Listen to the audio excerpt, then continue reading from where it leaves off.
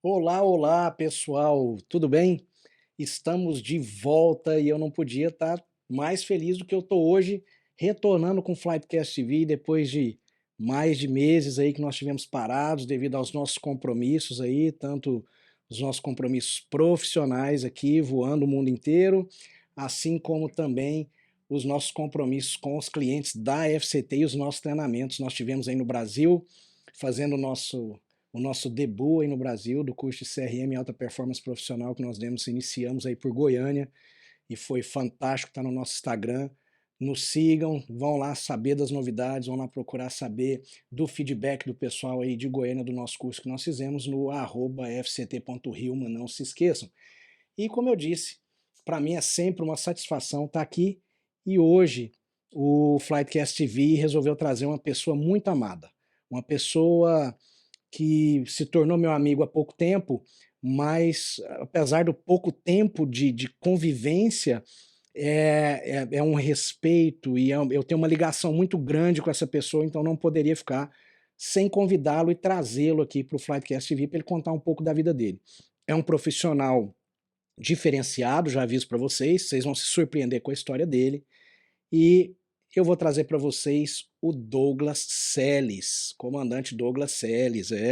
Eu já vou até tratá-lo assim, porque para mim é uma verdade muito grande o que esse cara traz para a gente em termos de filosofia, de comando de vida, de comando profissional que ele tem, é muito forte e a gente vai conversar com ele hoje. Então vamos rodar a nossa vinheta e muito obrigado por estar com a gente de novo.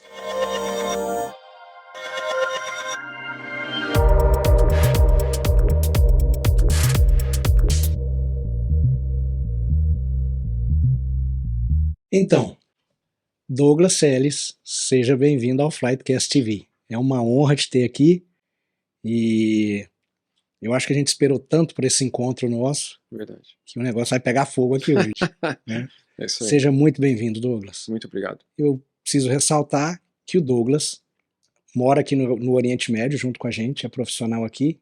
São 43 anos de idade e 16 de carreira, né, Douglas? 16 de carreira. Como piloto. Isso mesmo. Então eu queria que você contasse pra gente quem é o Douglas Celes. Eu sei quem você é e sei dos seus atributos enquanto profissional, enquanto piloto, e conheço os seus atributos enquanto coaching, que você é profissional também, orientando carreiras das mais diferentes profissões, e nas mais diferentes profissões que a gente tem, assim como você é coaching financeiro também, mas nós vamos falar disso, como que um piloto acaba migrando para esse tipo de área, né, Sim. de coaching, de orientação. Mas eu quero que você se apresente e conte um pouco da sua história para a gente. Maravilha.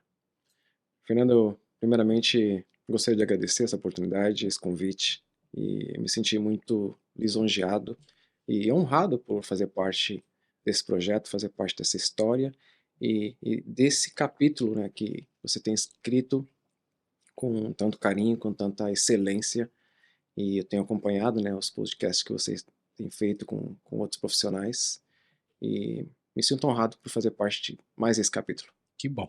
Muito obrigado. De nada, a casa é sua. Sempre foi. Legal. Douglas Celes, eu sou piloto de avião, estou voando no Oriente Médio já há 7 anos, e esse sonho de ser piloto se iniciou quando eu ainda era criança, mas eu não me lembrava disso. Eu fui lembrado pela minha avó que era um desejo que eu tinha, até porque no decorrer da minha jornada, da minha vida, esse desejo foi se apagando, foi perdendo sentido para mim, até por causa das dificuldades da vida. Com 11 anos eu perdi a minha mãe, as coisas ficaram mais difíceis de acreditar que seria possível. Tá. Eu tinha um vizinho que era piloto de helicóptero, e esse vizinho todos os dias pairava em cima de casa com o helicóptero, e a gente já ouvia o barulho já à distância do helicóptero chegando, e todo mundo saía para fora, todo mundo ia para o quintal, e eu via assim que os nossos vizinhos também ia para o quintal para ver o vizinho, né, pairando. Originalmente você é de São Paulo, é isso? Sou de São Paulo. São Paulo. Sou de São Paulo. E quando eu visualizava, quando eu via, quando eu tive essa experiência do helicóptero pairando, de os filhos saindo na janela e falando tchau pro pai, eu acho que ali nasceu esse desejo. Cara, eu quero ser piloto um dia, eu quero fazer como esse pai faz. Só que eu acabei migrando pro avião. E quando você fala que em um determinado momento foi apagado essa vontade de ser piloto, porque muita gente fala: "Ah, piloto ele nasce piloto, o aviador ele nasce", né. Eu É difícil achar alguém que está no mundo da aviação enquanto aviador, né, e não tem essa fala, né: "Ah, eu sempre quis ser aviador, eu nunca me vi fazendo outra coisa desde que eu me entendo por gente", né. Mas em um determinado momento você falou então que isso se apagou por alguns efeitos que a vida trouxe para você. Você vem, pelo que eu estou entendendo, você vem de uma relação muito humilde com o ambiente, é isso? Você não tinha uma família que pudesse te dar o apoio desde o início para você, mesmo que fosse um apoio emocional para você ser piloto, é isso? Nem vou chegar até o financeiro, mas quando você fala que foi um início de muita humildade, é isso que a gente está falando? A sua família te apoiava no início, quando você falava essas coisas, por que que isso se apagou? Na verdade, eu quando eu perdi minha mãe aos 11 anos de idade, eu fui morar com meu pai, porque eu morava com minha mãe, eles eram separados. E meu pai, ele enfatizava muito que a gente tinha que ter uma carreira, que a gente tinha que ter um concurso público, que a vida não era fácil. E essas frases do meu pai, de uma certa forma, tirava de mim a possibilidade de ser piloto. Até porque ele tinha, na ideia do meu pai de criação, eu tinha que construir o meu próprio futuro. E seu pai era o quê? Seu pai não era piloto, Não, meu pai não era piloto, meu pai era militar. tá? E ele tinha essa visão militar, essa forma de educar os filhos. Se você quer alguma coisa, por exemplo, quis sempre fazer um curso de inglês, ele fala: no dia que você começar a trabalhar, você vai pagar para o teu curso de inglês. Então, muito menos se eu quisesse fazer aulas de voo, ele jamais iria pagar. Eu Uhum. teria que trabalhar e pagar por essas horas de voo. Então, por isso, para mim, isso foi perdendo o sentido, porque eu sabia o quanto custoso, o quanto era caro as horas de voo naquela época. Então, eu E aí veio a perda da sua mãe, e isso acabou ofuscando mais ainda essa vontade sua, por, de repente, uma tristeza ou por realmente entender: "Não, o que o meu pai passa é assim que tem que ser mesmo". Como que a ideia começou a mudar na sua cabeça, assim? Na verdade, eu não me lembro agora como isso começou a ser perdido, como isso começou a ser ofuscado na minha mente, eu não me lembro dessa transição, mas quando eu perdi minha mãe, ali foi assim, na verdade um divisor de águas, assim, na minha vida. Eu passei do menino mimado, que tinha tudo com a mãe, com o pai que fazia eu buscar tudo que eu gostaria de ter. Foi assim uma diferença muito grande de filosofia e de educação entre os 2. E a partir dali eu sabia que eu teria que, para conquistar, para que eu fosse piloto, eu teria que trabalhar muito, eu teria que e eu não tinha condições para isso, até porque foi a partir daí que eu fui trabalhar em posto de gasolina, fui trabalhar como office boy, fui ter aqueles Nós trabalhos estamos falando corriqueiros. do jovem Douglas com qual idade? 15 anos, 16 Não, anos, por com aí? com 11 anos. Com 11 anos. Com 11 anos eu perdi minha mãe. Com 11 anos. Então, se a gente for pegar o menino Douglas de 11 anos, para o homem Douglas hoje de 43 anos. Hoje você tem 16 para 17 anos de aviação. Você está com um profissional altamente qualificado com 8.500 horas de voo. Isso não é para qualquer um, né? Quando nós pegamos essas duas figuras para você e nós relacionamos elas um com o outro, o Douglas com 11 anos de idade, se ele olhasse para o Douglas hoje com 43, o que que o Douglas de 11 anos ia falar para um cara que chegou em 8.500 horas de voo hoje, morando no Oriente Médio, com a vida que você tem, com o seu casamento, com a sua relação com a sua família linda que eu conheço, sua esposa Fernanda, sua filha Eloá, suas duas outras filhas que você tem também. Eu não tive a oportunidade de conhecê-las, mas sei que é um amor incontestável, né? Uma ligação também. O que que o Douglas de 11 anos falaria para o Douglas de 43?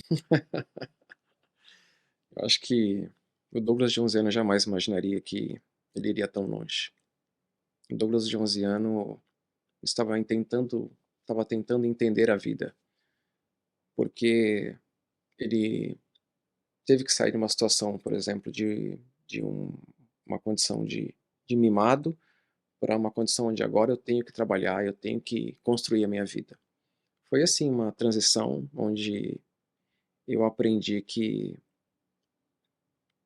para que eu conseguisse algo na minha vida eu teria que trabalhar, eu teria que conquistar, eu teria que fazer por mim mesmo. Isso não só o meu pai me ensinou, mas a vida ensinou. Quando você quer alguma coisa, você consegue, mas você tem que trabalhar para isso. Você tem que buscar. E aí, Douglas, o seu vizinho então te inspirou de certa forma, sendo piloto de helicóptero, né? Você tem um momento na sua vida em que você voou helicópteros também, profissionalmente, acredito, aliás, dando instrução, é isso, né? Eu não cheguei a dar instrução, mas Né? cheguei a fazer o info. Fez o INVA de helicópteros, enfim, teve a sua relação com a asa rotativa e, e hoje voa um 777 aí no mundo inteiro, não há canto no mundo que você ainda não tenha ido. Mas para chegar até esse ponto, aonde você sai do helicóptero e vai para o 77, aconteceu algumas coisas na sua carreira que você teve que escalonar, que você teve que escalar.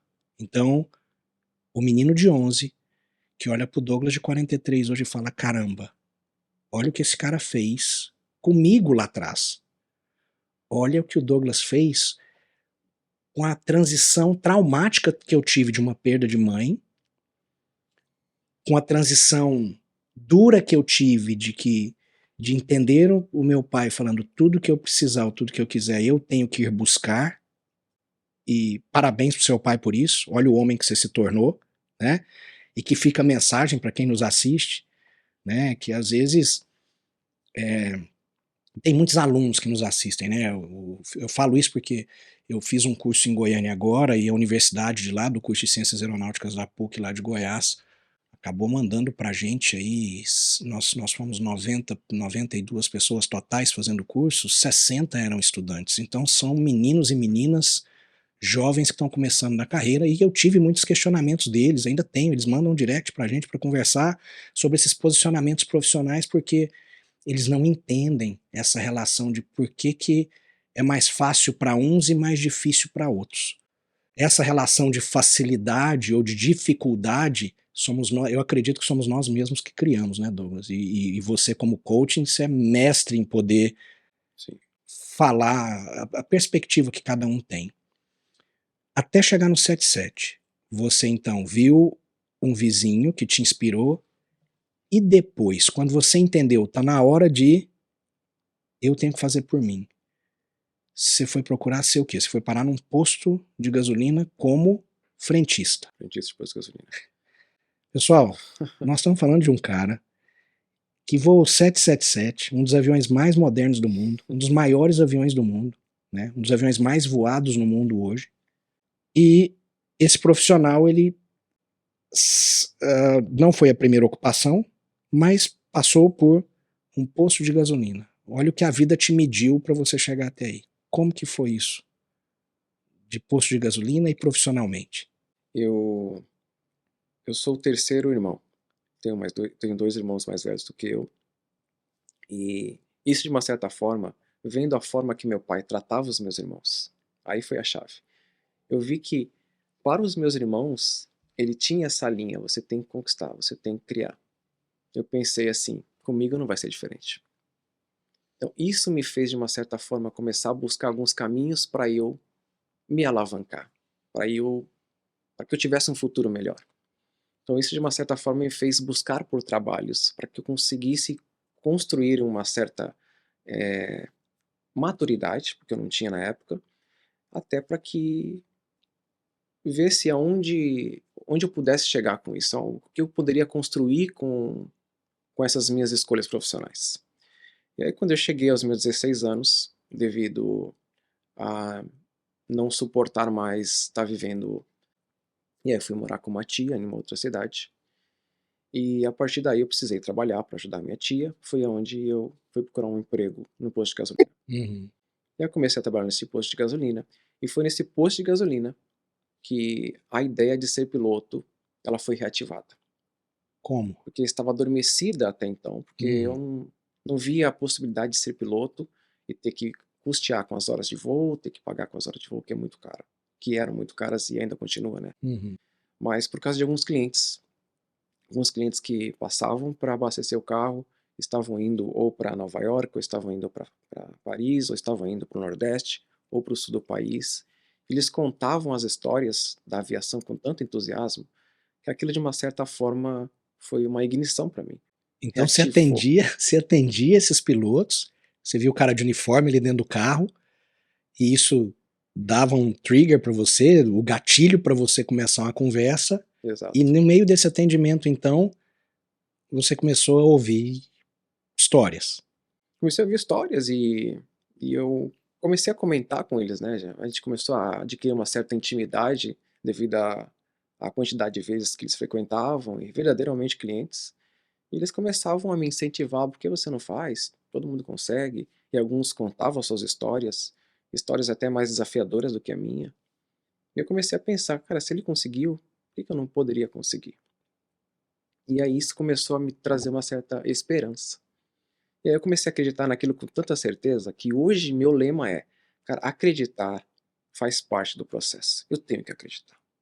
Eu tenho que ter um sonho, mas eu tenho que acreditar nesse sonho. É, Porque se eu tiver o sonho e não acreditar, eu vou não ficar vai realizar, paralisado. não vai. Eu tenho que acreditar". E A primeira pessoa que tem que acreditar no seu sonho é você mesmo, senão você exatamente. não sai do lugar. Como é que eu vou depositar confiança, né, em algo que eu quero, na medida certa para que isso se realize, se não for partir de mim mesmo?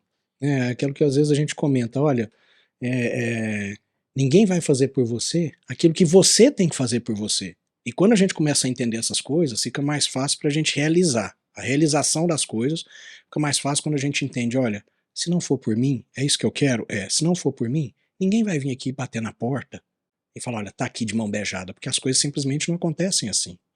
Né? Por mais fácil Exato. que seja a vida, se nós formos pegar exemplos aí de grandes empresários, não vou nem, vamos sair do mundo da aviação, porque você é coaching profissional e qualquer um que te procura, que te procure, seja lá com qual, de qual profissão ele seja oriundo, ele vem com uma realidade diferente da aviação, com uma peculiaridade dentro da própria profissão dele ali, que ele está passando naquele momento pedindo uma orientação para você, um realinhamento de padrões, né?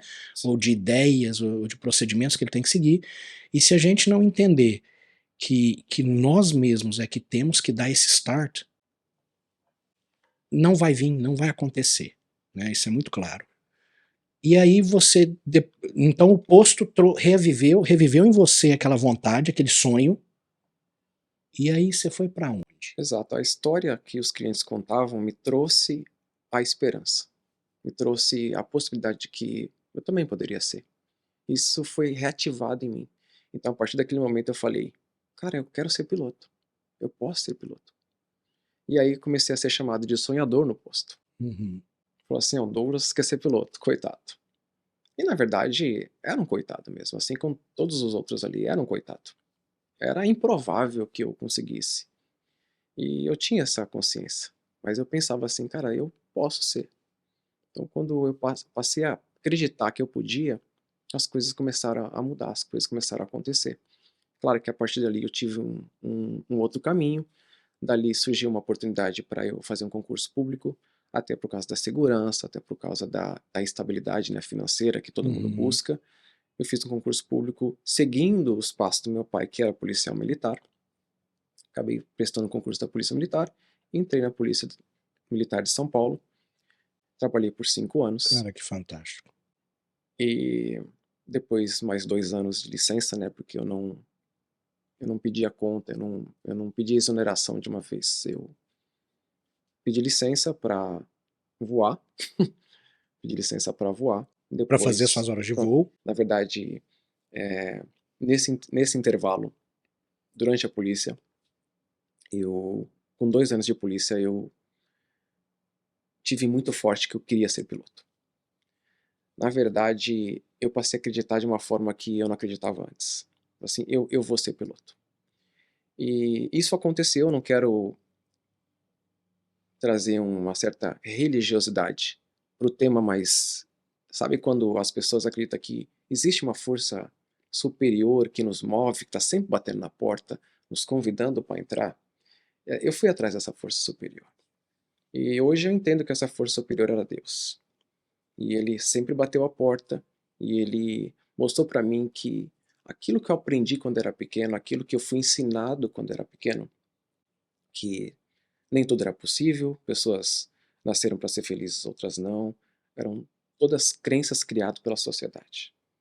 Então, eu tinha duas crenças para acreditar, na que Deus falava para mim e na crença da sociedade, na crença que eu fui criado. Eu decidi acreditar na crença de Deus. Hoje eu sei que essa pessoa superior que o mundo chama de um ser superior, de universo, era Deus me chamando. Ele me mostrou que podia, que ele me criou, que tudo era possível, eu só precisava acreditar. A partir dali, as coisas começaram a mudar. Deus começou a me dar direção, o que fazer a partir dali. Eu tinha 2 anos de policial. Primeiro passo, sendo comissário de voo. Porque era a primeira porta, a primeira oportunidade para que eu entrasse no ambiente, para que eu tivesse um salário melhor, porque como policial era muito difícil, era realmente um desafio muito grande, o salário era muito baixo. Então peraí. Você sai do posto, faz um concurso, estuda para um concurso público que não é fácil, não é? Exatamente. Vamos tomou um tempo da sua vida para se preparar para esse concurso, você foi aprovado, foi chamado, ah, trabalha, inicia uma carreira de policial militar no estado de São Paulo, que é um estado extremamente complexo em termos de segurança, a gente sabe disso, na cidade de São Paulo, na capital, que é mais crítico ainda, então nós estamos falando de duas fontes de estresse muito grande, né, de um trabalho de alto nível de estresse, que é o trabalho Exatamente. policial, até eu acredito que não há tantas organizações mais respeitáveis do que as polícias militar, polícia civil, né? Eu acho que todo serviço, o bombeiro, o militar, eu acho que todo serviço que é prestado para a sociedade, que é mal remunerado, como você disse, poderia ser bem melhor remunerado, com o nível de estresse ao qual ele está inserido ali dia a dia. E você deve ter histórias para contar nesses anos que você foi policial, você deve ter visto coisas que um ser humano normal jamais vai ver na vida.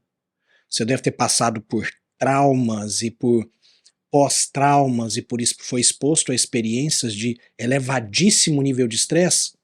E se você quiser contar, fica à vontade, aonde você de repente um dia teve que pensar, ou eu tiro a vida de alguém, ou essa pessoa vai tirar a minha. Ou eu volto para casa, ou essa pessoa volta para casa. E o que que eu escolho, qual é a minha opção agora? Então, vai o meu respeito aqui para Polícia Militar do Estado de São Paulo e todas as outras forças policiais e forças de bombeiro militar e polícia civil aí do Brasil e, enfim, do mundo inteiro, que eu tenho muito respeito por eles, né? Você dar a sua vida para proteger dos outros ou expor a sua vida para proteger dos outros é algo surreal. Mas aí você se torna policial militar, o sonho tá ali. Bom, eu estou aqui por uma necessidade financeira, porque não dava. Agora eu consigo pagar minhas horas de voo com esse salário que já era pouco, mas agora já é melhor do que do posto. Então a escada começou a fazer sentido para você, né? Eu tenho que passar por isso, faz parte do processo eu sair daqui, o sonhador, ser policial. Agora eu preciso fazer minhas horas de voo com o trabalhinho ali do policial, com o salarinho do policial. E aí? E dali para frente? Exato. Como comissário de voo, eu tive a possibilidade. Quem te falou para ser comissário? Saiu da sua cabeça? Ah, vou ser comissário de Não. voo. Quando eu tinha 2 anos de polícia, quando eu tinha 2 anos de polícia, que eu decidi realmente a seguir esse sonho, eu fui impulsionado por Deus, com essa minha crença de que Uhum. meu caminho E fale já, de Deus, aqui é para falar de já Deus. estava O Flightcast TV é a favor de Deus, Sim, assim, 120.000%. Porque eu também acredito, e eu falo isso nos cursos, às vezes as pessoas ficam meio assim, porque é claro, né, a gente não quer impor, a gente não pode imaginar que não se trata de religião, acho que se trata de crença, né, exato. Douglas? A gente sabe disso. Não existe, a religião é melhor que isso, não se trata nada disso. Mas eu também, eu falo nos meus cursos, cara, a gente não chegou aqui sozinho. Eu tive uma ajuda subliminar, queira acreditar assim, quem não acredita em Deus, enfim, não tem uma religião que seja, uma crença, mas e agora você falando também me remete à minha realidade de que eu sempre ouvi uma voz falando: "Você não vai desistir, você não vai fazer isso comigo, tá? Tem uma porta que está te esperando, tem uma porta que vai abrir", né.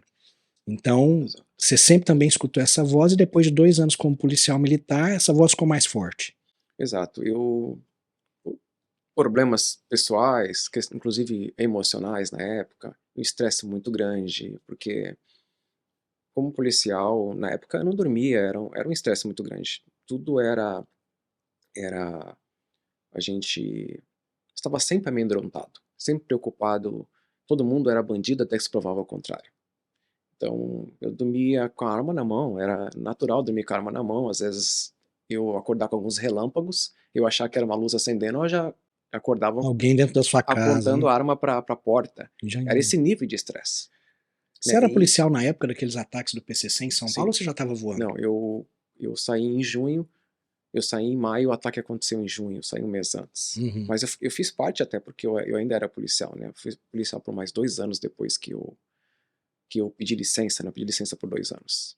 Então eu tive alguns problemas administrativos na polícia, e na época eles me tiraram da rua e me enviaram para o fórum para trabalhar como segurança de patrimonial, para que eu fosse segurança de juízes e promotores.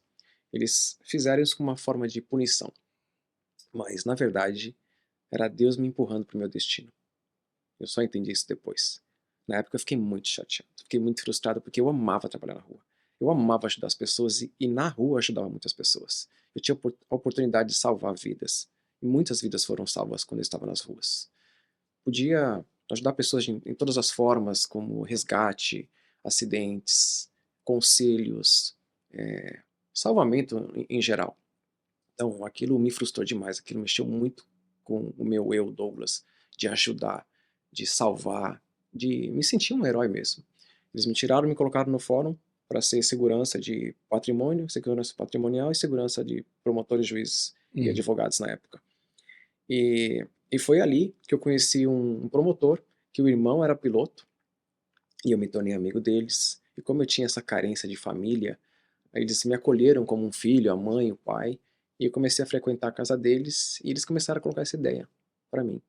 Por que você não se torna comissário?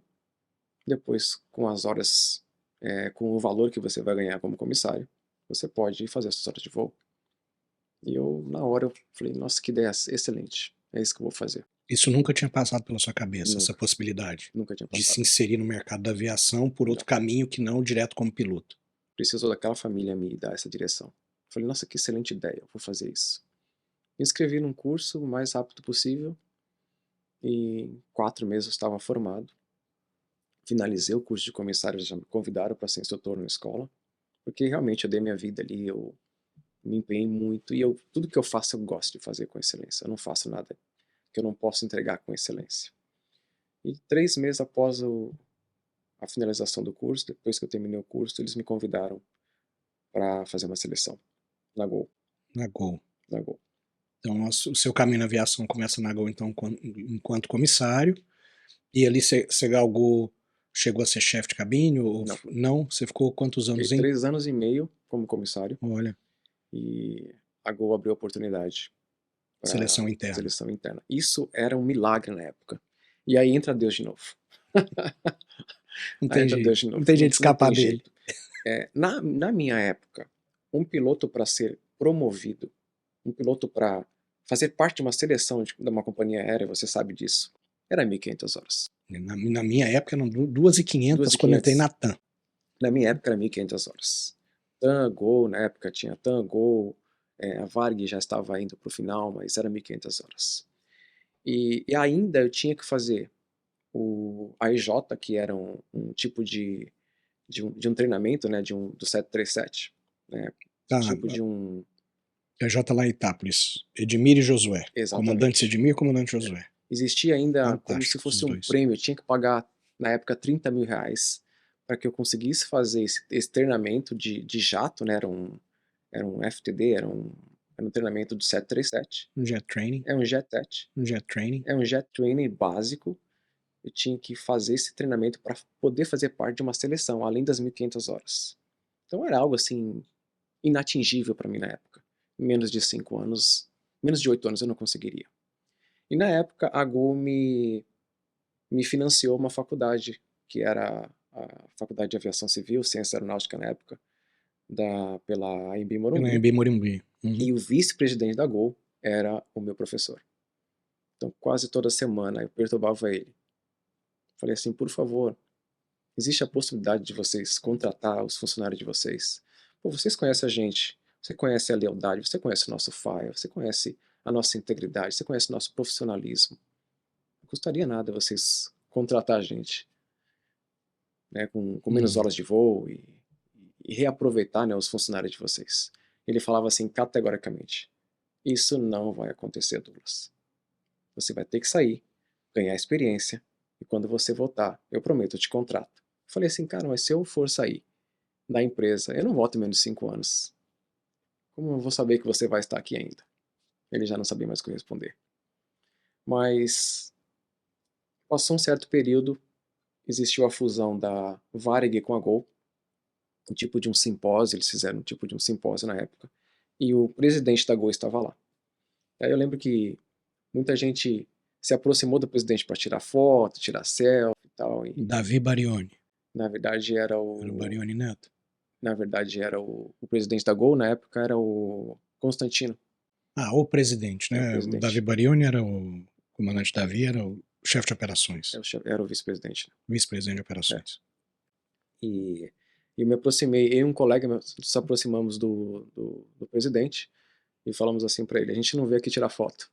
Ele já deu risada. A gente veio aqui te fazer um pedido. Nós temos licença, eu tinha acabado de tirar a licença, né, de piloto comercial.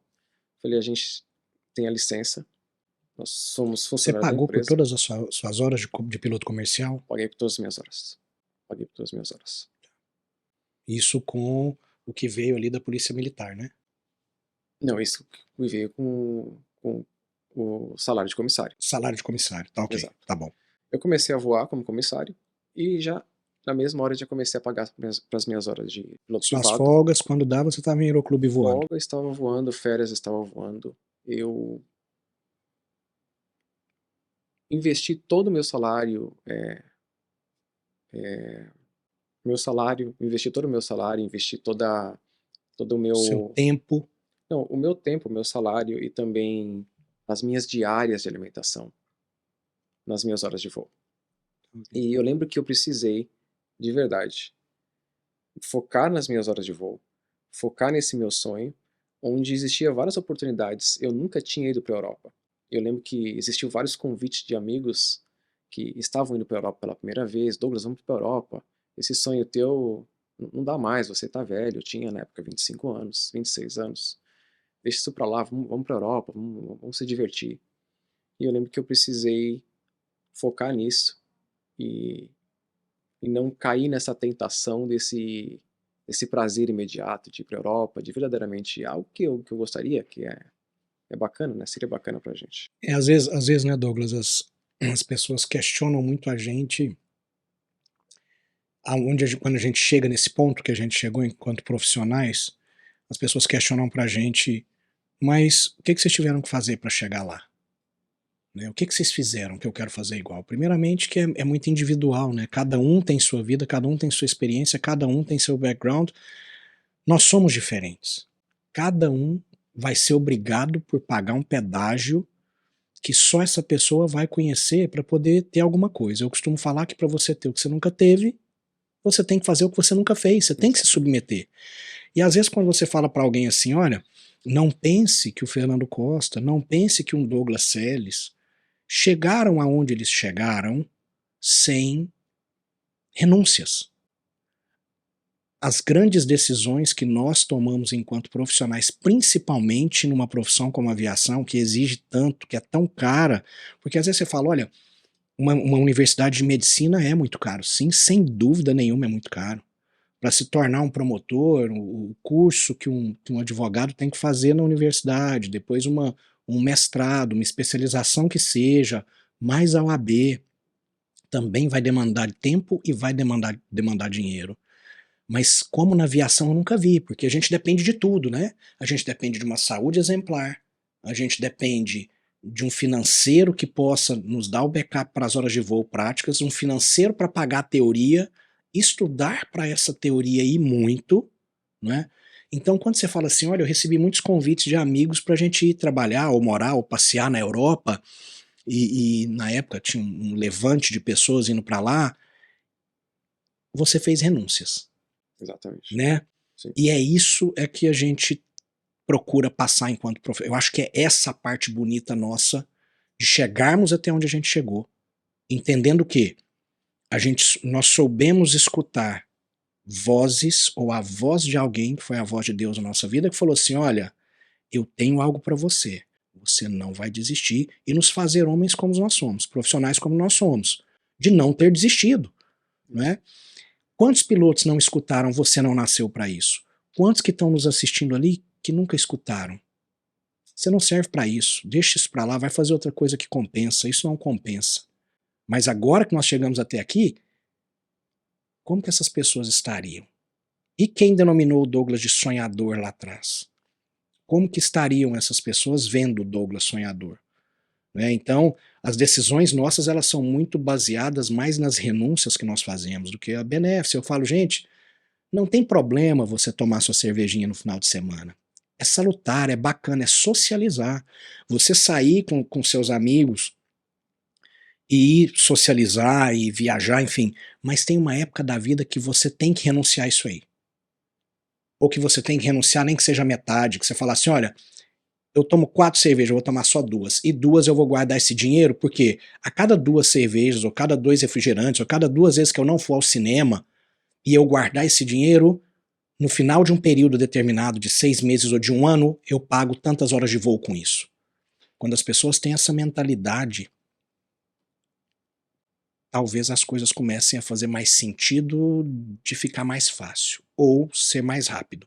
Porque quem ainda está nessa vida de não tomar essas decisões difíceis, essa pessoa ainda vai continuar vendo as coisas andar muito mais devagar, Exato. né?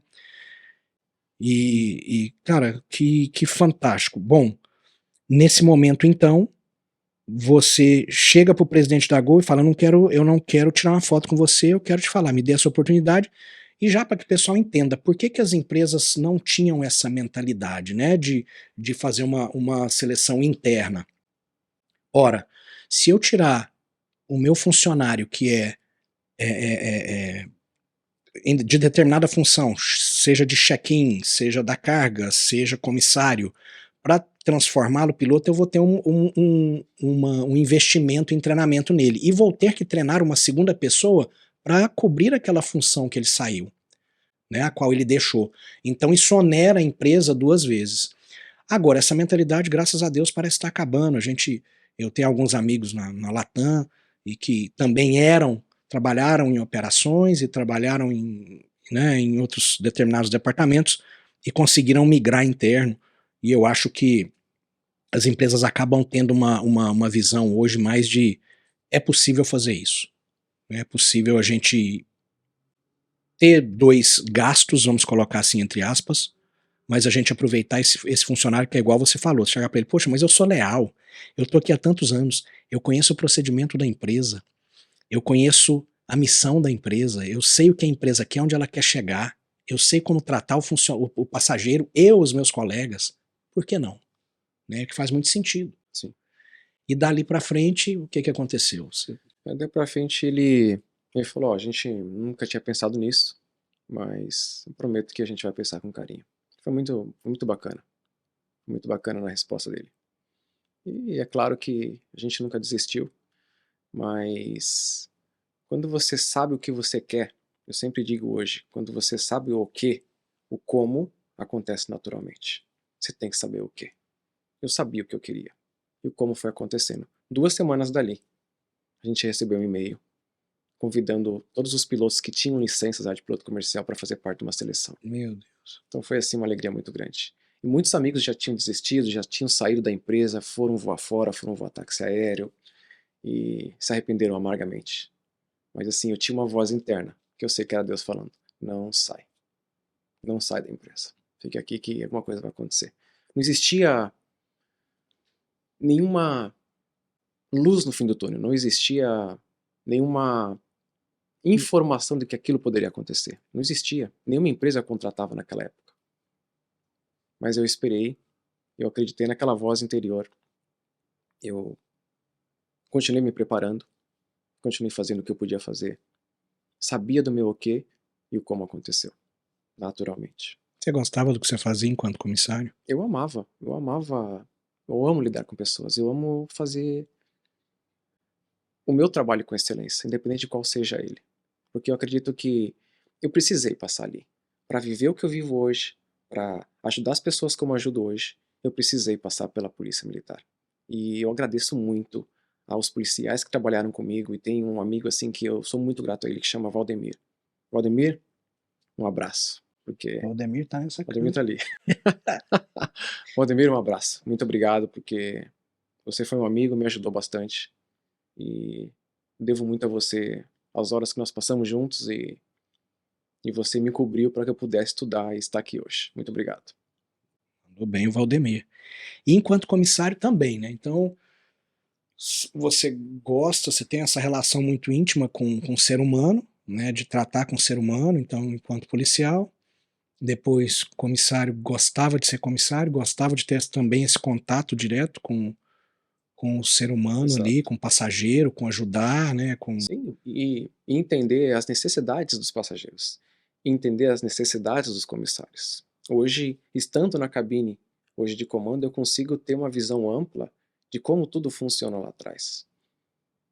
Assim como dos comissários, assim como as necessidades dos passageiros, assim como o conforto deles, o que eles mais esperam. Então, foi muito E aí, importante ter essas duas vamos imaginar aqui. Aí profissões você ficou como copiloto na Gol durante quantos anos? durante 6 anos. 6 anos. 6 anos. E o estalo de ir embora? Eu tinha uma vontade de morar fora. Eu tinha uma vontade interna, eu e a Fernanda, de morar fora, de sair do país, de poder ter uma experiência fora do país. Fernanda, sua esposa, que também era comissária. E também foi comissária. Hum. Eu a convenci a ser comissária. Ah, ela não era? Quando você chegou, Não você era foi comissária. primeiro? Fui primeiro. A Fernanda foi minha passageira, na verdade. Ah, Foi é? meu presente de lá de trás, quando eu era comissário. Por isso que eu Conheceu. agradeço muito a oportunidade de ter sido comissário, porque ela foi meu presente de lá. Ela foi uma passageira eterna. Então Deus precisou colocar você como comissário para você conhecer ela, tá vendo? Se você estivesse lá na frente, você não tinha conhecido a Fernanda. Exatamente. E Né? uma coisa muito engraçada, porque a primeira seleção para piloto, eu não fui aprovado. Primeira seleção eu não fui aprovado. Isso já dentro da Gol. Isso dentro da Gol. Primeira Tá. seleção para piloto. Na promoção para piloto eu não fui aprovado. Uhum. E aquilo, de uma certa forma, me deixou muito frustrado. Eu questionei a Deus o tempo todo, por que? Se o Senhor me deu essa oportunidade, por que eu não consegui passar? Mas tinha um porquê. Depois de 6 meses, a Fernanda entra no meu voo. E aí eu conheço a Fernanda, e a gente se apaixonou, começou a ter um relacionamento, e aí Deus me mostrou, agora está pronto. Depois que eu conheci a Fernanda, a gente casou, abriu essa outra seleção, e no nosso casamento eu já tinha sido promovido. No dia do nosso casamento. Meu Deus. Então, eu precisei ter reprovado, esperado a minha hora, trabalhar uma outra área que eu precisava trabalhar dentro de mim, que é a questão de ter uma mulher só. E Deus trabalhou isso em mim, e depois ele falou, agora você está pronto. Agora eu não te perco mais. O que de repente para os outros pode parecer uma porta fechada, né? Para a gente soa mais como uma porta que ainda não deve ser aberta porque tem outra porta que está se abrindo e você precisa entrar nela, que é conhecer a Fernanda, que é uma pessoa fantástica, que é uma mulher de Deus, que é surreal, quem é a Fernanda Celes, né? E é do nosso convívio. E só depois, então, agora que eu te dei esse presente, porque se eu te levo agora, né? A gente precisa entender, né? Que nem tudo que a gente quer deve ser na hora que a gente quer enquanto ser humano, né, cara? A gente tem. E a gente tem que acreditar nisso. A gente tem que entender que Eu não posso ter o que eu quero a hora que eu quero. Quem é pai sabe muito bem disso, que é quando você tem que ter o limite de falar não para os seus filhos, porque não está na hora, né? Sim, Para poder resguardá-los, para poder trazer segurança para eles, para poder manter a integridade deles, até que eles possam estar prontos, maduros o suficiente para fazer o que estão pedindo ou para ter o que estão pedindo. Da mesma forma, o nosso pai, né? Tanto os nossos pais aqui na Terra quanto o nosso paizão lá de cima faz isso com a gente e às vezes passa desapercebido, né? Quantas vezes a gente às vezes nós não maldizemos ou nós não deixamos de agradecer pela porta fechada. A porta fechada ela também é bênção. A porta fechada, assim como a renúncia às vezes ela é mais importante do que a própria decisão, a própria escolha, a porta fechada também, ela é tão importante, se não mais, do que a porta aberta, né? exato. Sabe o que eu aprendi com isso? Essa foi uma das lições, eu tive várias portas fechadas na minha vida. E com o passar do tempo, ganhando a maturidade, eu percebi que a minha resposta àquela porta fechada mudou. Porque antes eu perguntava: por que está acontecendo comigo, pai? Por que está acontecendo comigo? Por que justo comigo? Mas eu mudei isso. Eu falei: o que essa porta está querendo me ensinar? O que essa porta fechada está querendo me ensinar agora? Eu mudei. E conforme você muda a tua forma de visualizar uma porta fechada ou um problema, você cresce de uma forma substancial. Você cresce de uma forma que você não cresceria com a mentalidade de por que eu? Por que comigo? E quando você fala por que eu, por que comigo, você se coloca como uma vítima. E como vítima a gente não cresce. Como vítima a gente não consegue estar pronto para uma oportunidade. E quando eu mudei essa chave, quando eu mudei essa mentalidade de o que eu posso aprender com isso, as coisas mudaram de uma Porque forma radical. qualquer coisa que venha para você, você acaba tendo uma outra perspectiva de como lidar até com a situação, né, Exatamente. emocionalmente, e isso reflete no nosso desempenho profissional, na nossa performance de todas as maneiras. Sim, Não adianta você ser altamente capacitado tecnicamente, mas emocionalmente você ser desestabilizado, porque você não vai conseguir empregar a técnica. Essa, esse é um dos grandes trabalhos que a gente faz nos nossos cursos, é aliar a técnica à sua capacidade emocional para poder aplicá-la e fornecer uma ferramenta para que você possa fazê-la também para facilitar esse processo. Mas se você não estiver preparado emocionalmente para tudo que vai vir na sua vida, e que a gente fale isso aqui muito claro, nós estamos até tirando isso só da aviação, né?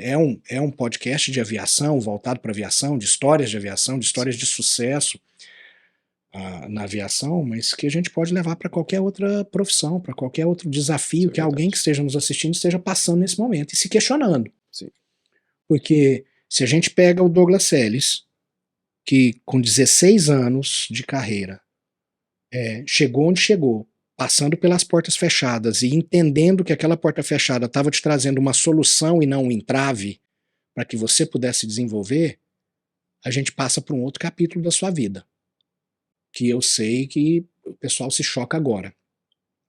Mas antes da gente falar desse capítulo da sua vida, eu quero falar do Farol de Pouso podcast.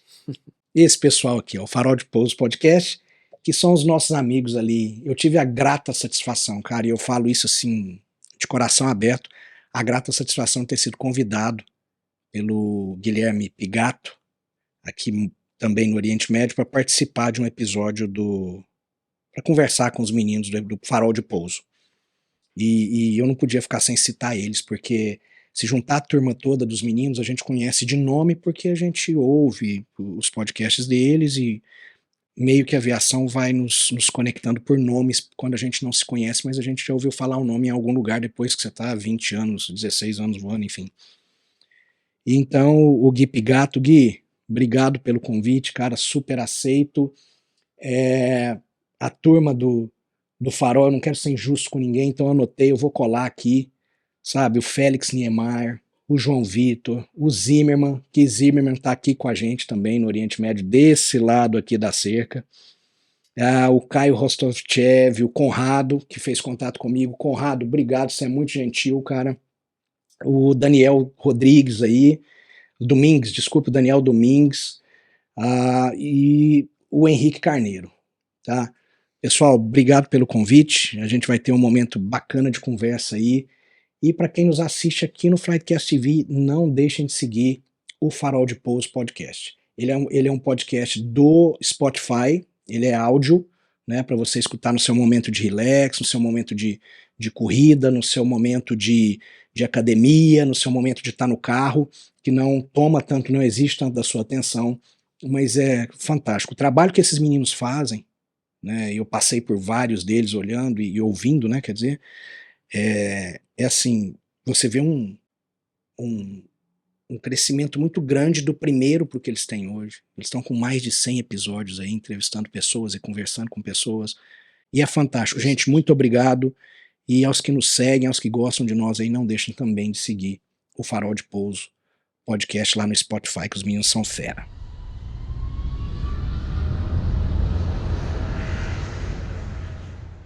E estamos de volta no Flightcast TV, com o Douglas Seles hoje aqui, que tá fantástico, cara. Você já imaginou, né? O cara precisa ser policial, frentista de posto, policial, comissário, para chegar copiloto de uma grande empresa, de um avião grande, e vir para o Oriente Médio agora. Agora não, né? Já ia 7 anos. E como é que é a sua vida no wide body aqui, cara? Os voos, quantos países já conheceu? Como é que você lidar com essa realidade nova, que não deixa de ser uma realidade bem diferente da que a gente tem enquanto voa no Brasil, né? Sim. A minha vinda para cá, eu tive uma certa dificuldade com adaptação, tanto de cultura, quanto com a minha família, né, que eu trouxe para cá, e, e também, né, com os voos que a gente chama de long haul, né, são os voos de longa duração, longa jornada. Enquanto no Brasil o máximo de horas de voo que eu voava num dia era 6 horas, né, quando eu fazia uma perna São Paulo, Orlando, São Paulo, na verdade Punta Cana inicialmente, e aqui a gente voa, já cheguei a voar 18 horas e 40 para ir para Nova Zelândia. Pra Oakland, né? Então, essa adaptação com cruzamento de fuso horário, essa adaptação Rota polar. com rota polar, que adaptação de fuso horário lá, nos destinos, então eu tive uma certa dificuldade em me adaptar. Mas depois que eu me adaptei, é uma vida para mim Eu extraordinária. levei 2 anos. Você falou que 2 levou 8 anos. meses, foi rápido. Eu levei 2 anos para 2 anos. aceitar que eu tava aqui, para aceitar como que tocava a banda, Nossa. né? Para virar a chave de eu não estou mais no Brasil, eu não posso fazer mais as coisas, para você ver como é cultura organizacional, né? A cultura organizacional, ela me afetou demais, porque eu vim de 11 anos na TAM quase, e aí eu chego aqui e ter que me adaptar novamente a uma outra cultura organizacional, não só a cultura do país, enfim. Eu levei 2 anos, cara, eu sofri bastante para entender como que deveria ser. Famoso como querem que eu queira, que a gente sempre fala, né? Exato. E 8 meses fico surpreso porque foi rápido.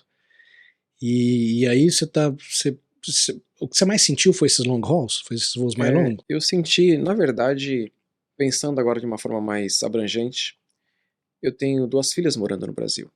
Eu acredito que a minha adaptação maior foi em lidar com a distância delas. E eu vi o quanto elas sentiram também com a minha distância. Então, eu percebi que nos primeiros 6 meses elas precisaram de reforço escolar, precisaram de terapia. Então, isso de uma certa forma me mexeu muito mais do que o voo propriamente dito. Então, essa foi a parte mais difícil para me adaptar, essa distância. Depois desses 6 meses, já elas se adaptaram também com a minha distância, então eu comecei a aceitar mais estar vivendo aqui, estar voando aqui, até porque esse era um propósito que beneficiaria não só a mim, não só a minha esposa aqui, a minha filha aqui, mas as minhas filhas no Brasil também e a minha família no geral. A sua vinda foi por progressão de carreira ou foi só por, não, eu quero voar no exterior, eu quero ver como que é voar o mundo? Não, a minha vinda foi para progressão de carreira e foi para um propósito. Eu vim para cá para um propósito de um propósito pessoal espiritual de levar a palavra de Deus para o mundo. Tá. Essa foi a minha proposta. Não sei se vai poder. Claro, claro que vai. Aqui é igual eu te falei, meu amigo, o Flightcast TV fala de Deus sempre, não tem essa não. Aqui a gente fala mesmo. Não quer ouvir de Deus, desliga, muito obrigado, não precisa nos seguir. Não tem problema. Esse era o meu propósito. Meu propósito inicial de voar fora, de sair do país. Que eu sempre pedi a Deus, é que eu levasse a palavra dele nos 4 cantos da terra. Essa era a minha oração. Por isso que eu queria sair Engraçado que do eu te Brasil. acompanho no Instagram, até pessoal, quem quiser seguir o Douglas, o Instagram do Douglas é o @Douglas Celis, então Douglas Celis com 2 L's e 2 S's no final, @Douglas Celis com 2 S's no final e 2 L's, tá? Tá aqui embaixo, vocês podem acessar, sigam o Douglas lá, pra vocês verem como que é a vida dele, ele tá sempre postando, fazendo stories ali, é legal que eu vejo os seus stories quando você vai em algum lugar diferente. Você costuma correr, né? Você tem uma atividade física também sempre ativa, né? Exato. E você coloca, eu acho interessante que você coloca o mapa de onde você correu na cidade que você tá, e coloca marcos, né, que você passou, e acaba que você fica sendo informativo. Se a pessoa nunca teve naquele lugar, ela acaba conhecendo a cidade, vendo muito pontos importantes, pontos turísticos, que você passa caminhando ou fazendo sua corrida matinal ali. Eu acho fantástico. Isso aí é um costume que você tem, né? Verdade, é um costume. A corrida, na verdade, é uma herança que eu trouxe da polícia, porque a gente tem que correr desde o primeiro dia Educação física, até o né? último, a gente tem que fazer, a gente tem que ter uma boa educação física. E essa herança eu trouxe de lá. Eu amo correr e correr me faz muito bem, oxigenação, saúde. E Tem que ter uma atividade, né, tem Douglas? que ter uma Assim, atividade, até por causa dessa nossa profissão. sim. É mistério que nós tenhamos algum tipo de educação física, algum tipo de preparo físico, algum tipo de exercício físico. E eu amo correr, me faz muito bem. E para que faça um pouco mais de sentido, para que eu possa até inclusive compartilhar algumas viagens, eu faço uma corrida e uso um aplicativo que me faz aquele acompanhamento de onde eu passo nas Sim, ruas, sim. nas Eu acho cidades. aquilo muito interessante. E eu acho muito bacana eu poder compartilhar isso. Eu me abstinha antes de compartilhar as minhas viagens, porque eu pensava que eu estaria, de uma certa forma, querendo me aparecer, mas depois eu percebi que uma coisa é você se aparecer, outra coisa é você inspirar. Porque um dia eu estive numa situação onde eu não tinha condições, trabalhava no posto de gasolina, eu era policial, eu não tinha condições.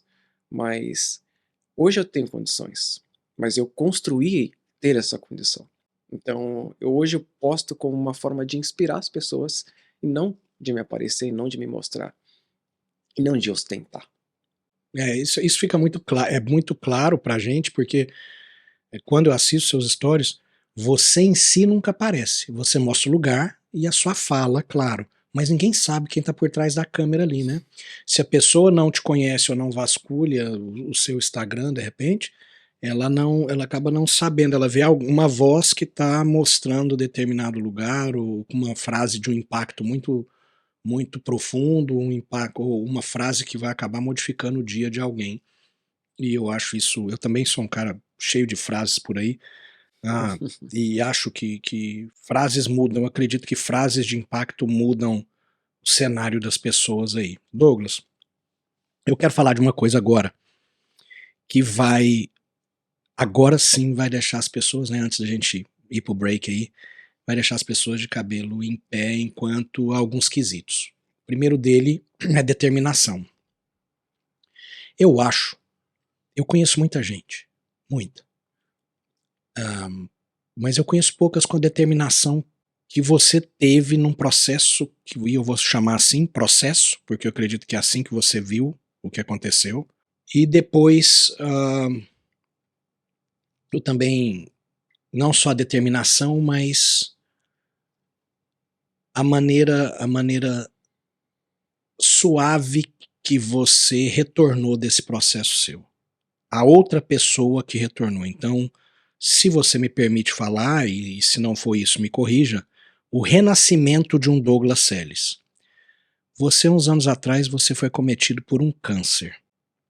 Você foi novamente desacreditado dessa vez com relação à saúde por equipes médicas.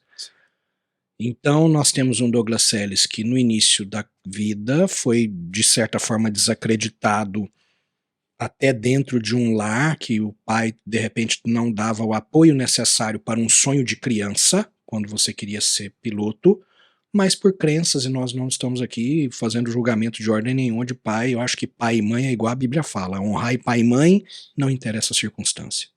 Pai e mãe são eleitos, são feitos por Deus para que a gente honre eles. Foram escolhidos, né, por Deus para que a gente honre eles.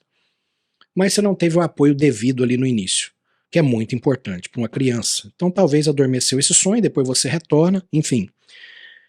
Como que foi? E aí depois você tem o desacreditados amigos da sociedade em geral, por onde você passava. Então as pessoas, é o sonhador, não vai dar certo, não faz isso. Do nada aparece um com uma palavra positiva, você pesca isso, vai ser comissário, opa, você. Enquanto era frentista do posto, os pilotos passavam, não, você consegue, você vai, você absorveu isso. E aí você encara então, aqui no Oriente Médio, um desafio desse de ser diagnosticado com câncer. Como que foi isso e por que que você está aqui na minha frente hoje? Por que que o câncer não te levou? Eu acredito que os nossos sonhos, eles estão numa semente que se chama determinação.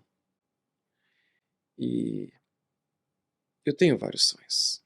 Eu acredito que quando você tem um sonho, Deus te prepara para alcançar esse sonho.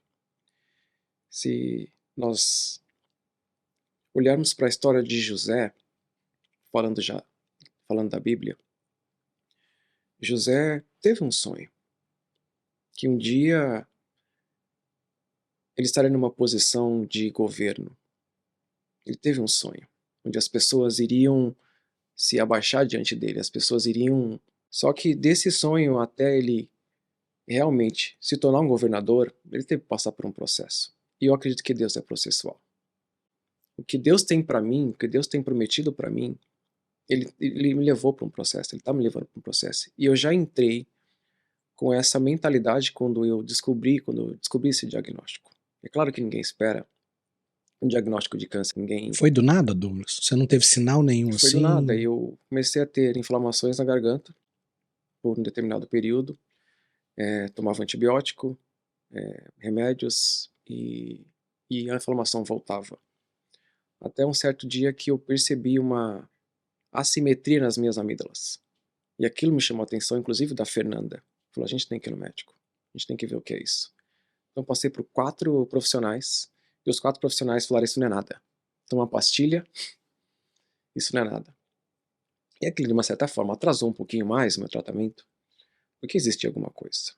Até que eu conheci um médico que era especialista, inclusive, em um médico aeroespacial. E esse médico falou, a gente precisa fazer uma biópsia, vamos fazer um teste. E a gente vê o que é, e ele já sabia o que era, mas ele não quis me assustar. Foi um excelente profissional. E depois disso ele me chamou, antes do resultado, ele falou, eu preciso falar contigo, com a tua esposa. E aí eu acho que ele perdeu... Acho que ele foi impactado emocionalmente. Ele não soube como lidar com o resultado. Que ele quis conversar com a minha esposa separado de mim. Ele nos separou. E só nisso ele demonstrou assim uma certa insegurança emocional. Porque nisso ele causou um certo impacto muito maior na gente. Fernando, já achou que eu ia morrer? E eu... Mas você teve um diagnóstico de desacreditado, não teve?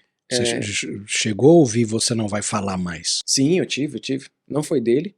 Depois que ele me trouxe esse resultado, a gente partiu para outras investigações, uma investigação mais profunda do corpo inteiro e não só da amígdala, porque foi um tumor na amígdala. A gente partiu por uma investigação mais profunda do corpo inteiro. E aí os médicos que já estavam me preparando para me colocar num tratamento de quimioterapia e radioterapia, esses médicos me falaram, esteja preparado para não voltar mais a voar, provavelmente você não vai ouvir do seu ouvido esquerdo, porque foi do lado esquerdo, provavelmente você vai perder a tua fala por um período de tempo. Então eu fui desacreditado nesse Meu sentido. Deus. E naquele momento, quando eu recebi o diagnóstico, uma voz falou dentro de mim, eu sei que voz que foi, eu sei de quem foi essa voz. Ele só falou uma coisa: crê somente. Ele só falou: crê somente. Aquilo me deu uma paz que eu sabia que eu ia passar por um processo. Mas eu esperei ser curado antes de entrar naquela mesa de radioterapia. Eu esperava ser curado porque eu me apoiava em vários testemunhos onde as pessoas foram curadas na sala, na mesa de cirurgia ou na mesa de uma quimioterapia, na verdade, de uma radioterapia. Eu estava crente, mas depois daquele processo, Deus me mostrou que existem duas formas para que Ele possa nos curar. Ou Ele nos cura internamente, através do Espírito, ou Ele nos cura externamente através de procedimentos, através de médicos, através de remédios. Mas eu tinha um paradigma antes, até pela crença, até pela igreja que eu frequentava. Para mim, todo mundo que era doente era alguém que tinha algum problema. E eu perguntava para Deus: qual é o meu problema? O que que eu Qual é o meu fiz? pecado? Eu passei assim um tempo perguntando: o que eu fiz, o que eu preciso fazer para que eu seja curado? Até que ele me levou a entender que a pergunta tinha que ser diferente. O que esse problema está querendo me ensinar? O que eu preciso aprender com esse problema? Que Eu aprendi fantástico. muita coisa. Que fantástico. Deus me deu muitas lições ali. Muitas lições. Lições que irão ajudar pessoas no futuro. Lições que eu tenho ajudado pessoas no presente. O meu trabalho, paralelo à aviação. E lições que eu vou levar para o resto da minha vida. Que eu vou poder ensinar pessoas no mundo inteiro. Que eu só pude aprender essas lições passando por esse processo. Deus é processual. Nesse meio tempo você precisou ir embora. Você precisou ir embora do Oriente Médio para se tratar. Ou fez tudo aqui? Eu iniciei as investigações aqui no Oriente Médio. Peguei toda a papelada, toda a documentação. Levei para minha chefia. E a minha chefia me orientou: faz o tratamento no teu país. E quando eu recebi esse respaldo da chefia, eu falei: nossa, muito obrigado. Obrigado por me dar esse respaldo. Eles me deram o respaldo, falou: você tem a minha autorização, pode fazer esse tratamento no teu país, com a tua família, com os teus entes queridos, com os médicos que você conhece, que você tem confiança. Então a gente foi para o Brasil. Você não precisou se desligar da empresa? Não precisei me desligar. Eles custearam tudo. O convênio médico custeou tudo. Apesar da fama que o convênio médico tem, eles me pagaram tudo. Entendi. O que a gente vai falar, o que a gente pode falar de uma situação que novamente você é exposto a um desafio e você entende a relação desse desafio com o impacto dele para o seu sucesso, né? Exato. Então você fala: olha, nós temos aqui, eu vou ficar sem falar, se eu perder minha voz eu não posso ser piloto, como é que eu vou me comunicar? Se eu perder a audição, pior ainda, eu perco o meu médico, eu perco o meu CMA, no caso, para quem está no Brasil, né? Meu exame médico. Então nós estamos falando da perda de nós estamos falando da provável, um diagnóstico que te deu um provável medo de perda de carreira, não é de emprego. E aí, novamente, como que a gente começa da estaca zero agora? Não é? Exato. Com uma filhinha pequenininha, ela era pequenininha, né? Era um bebê, exterior, expatriado. Eu vou para onde e vou fazer o quê? Para onde eu volto? Né? E mesmo mediante esses questionamentos, nós temos novamente uma superação sua de entender o processo. E quando você fala isso, sabe, Douglas, quando você fala: Fernando, a gente precisa entender que é parte do processo. As pessoas precisam entender, as pessoas precisam ter a dimensão de saber que nem todo processo ele é agradável, mas ele é necessário. A gente tem que passar por ele para tirar algo de muito positivo, para que a gente possa avançar, e não só avançar para nós mesmos, mas como para outras pessoas que vão nos ver. Me questionam isso também, me questionaram também. Às vezes a gente vai em lugares, dá cursos, e as pessoas perguntam: mas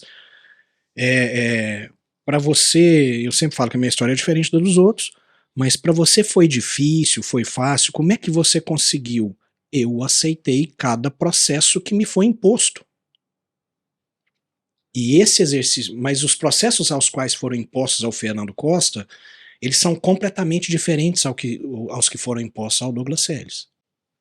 Porque, e para quem nos assiste e de repente conhece alguém, né, que esteja numa situação de um diagnóstico desse terrível, que tem aqui quase que um testemunho de alguém que se viu diante da, e não estamos falando ainda, o principal seria a perda da sua própria vida, Sim, não exatamente. é? Ou de ter uma sobrevida durante uns anos. Então nós temos um piloto de sucesso, um cara que sempre sonhou em chegar em determinado patamar na carreira dele. Ele chegou, ele alcançou. Olha o que está acontecendo na sua vida agora, né? Que nós sabemos aqui. Né? O Douglas chega no topo da carreira dele agora. E antes disso, houve um momento em que falou: você não vai chegar. Acaba-se aqui. Se você ficar vivo, você vai estar sem emprego. A profissão acabou. E se reinventar, né? Então que essas pessoas, eu acho que encontrem em você e no que você está falando pra gente aqui uma fonte de inspiração e descanso. Encontre na tal da voz que você fala que você escuta. E que eu Exato. também escuto. Eu também teve momentos da minha vida, né, em que eu escutava uma voz falando: não desista da sua filha. Não desista dela. E você conhece minha história com a minha filha, né? Mas e tantas outras vezes que essa voz, e que você vai falar, mas, né, e que essa voz apareceu, enfim. Então que as pessoas que estejam passando por um momento desse, que vejam num Douglas Seles o que é possível se fazer quando a gente tem essa determinação de entender que faz parte do processo e eu tenho que passar. E eu Exato. vou passar de cabeça erguida. E eu tenho um objetivo, e eu tenho uma família, e eu tenho razões para passar. E não para desistir ou para me entregar. Isso vai para tudo. Não só carreira. Ah, vale para carreira também? Vale. Vale para a vida pessoal? Vale. Vale para a maneira com a qual eu trato os meus familiares? Vale. Claro que vale. As relações sociais que a gente tem? Claro que vale. Não é?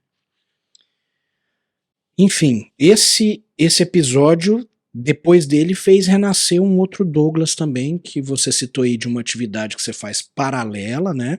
Você teve o respaldo da empresa, você está aqui hoje, você está curado, você está livre dessa doença, desse infortúnio na sua vida, e isso trouxe, renasceu ou trouxe para fora um Douglas diferente, que é um Douglas que hoje você se especializou em coaching profissional, então você orienta profissionais dos mais diversos nichos, né, e profissões no mundo inteiro. Sim. Eu acompanho também seu Instagram, eu vejo que você tem gente no mundo inteiro que trabalha com você. Você trabalha com uma equipe muito especial, que eu quero que você conte de quem é, que a gente sabe quem é. Sim. E coaching financeiro. Para Exato. alguém que não tinha dinheiro há 20 e poucos anos atrás, hoje você ajuda pessoas a cuidar do seu dinheiro, do seu próprio dinheiro. Exato. Como que é isso? Quem nasceu? Qual é a outra versão do Douglas Seles? Não, eu percebi que quando você tem um problema e você é colocado num problema, você se torna autoridade nesse problema. E um dos problemas que eu tive no início da minha carreira, na minha adolescência até os seus 25 anos, era lidar com dinheiro. Até porque a gente não tem essa matéria na escola, a gente não tem Educação finanças, financeira, né? economia, a gente não aprende isso na É escola. verdade. A gente tem que aprender E que falta faz, buscando, né? Que falta faz. buscando. Porque a gente fala assim, a gente aprende com os erros.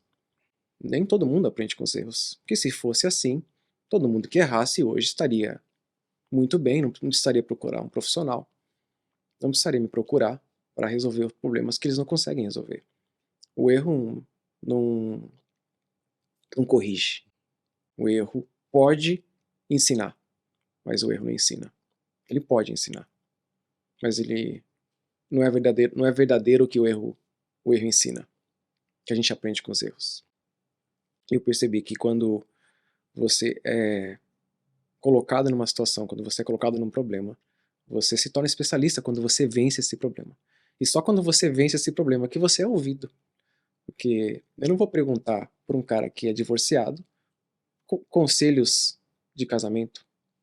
Eu não vou perguntar para um cara que é quebrado conselhos de finança ou de investimentos. Mas quando você vence um problema, você vence um desafio, você se torna especialista nele. Você se torna autoridade para poder falar dele.